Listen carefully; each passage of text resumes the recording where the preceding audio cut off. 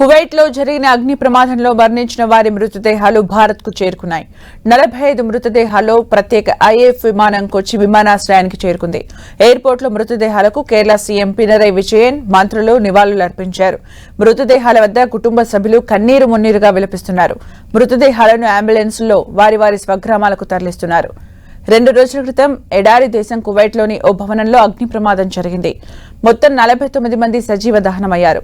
అందులో 45 మంది భారతీయులే ఉన్నారు.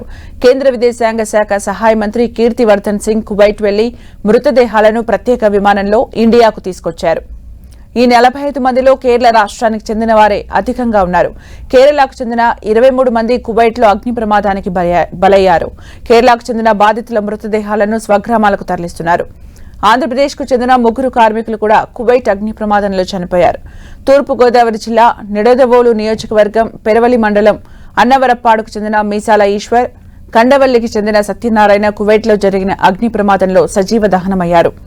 మరో 10 రోజుల్లో భారత్కు వచ్చేందుకు సన్నాహాలు చేసుకుంటున్న సమయంలోనే ఈ ప్రమాదం జరిగిందని కుటుంబ సభ్యులు ఆవేదన వ్యక్తం చేస్తున్నారు.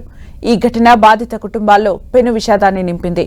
కుటుంబ పోషణకు వెళ్లి ఇలా తిరిగి రాని లోకాలకు వెళ్లారని వారి కుటుంబ సభ్యులు కన్నీరు మున్నీరుగా విలపిస్తున్నారు.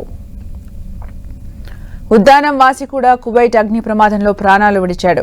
శ్రీకాకుళం జిల్లా సోంపేట మండలం జింకభద్ర గ్రామంలో విషాదం చోటు చేసుకుంది. 4 ఏళ్లుగా కువైట్లోని ఎన్బీటీసీ కంపెనీలో పనిచేస్తున్న లోకనాథం గత నెలలో సొంత గ్రామానికి వచ్చాడు. మళ్లీ ఈ నెల 11న కువైట్కు బయలుదేరి వెళ్లాడు. ఘటన జరిగిన ముందు రోజు రాత్రి కంపెనీ అపార్ట్మెంట్కు చేరుకున్నాడు లోకనాథం. అదే రోజు అగ్ని ప్రమాదం జరగడంతో లోకనాథం సజీవ దహనమయ్యారు.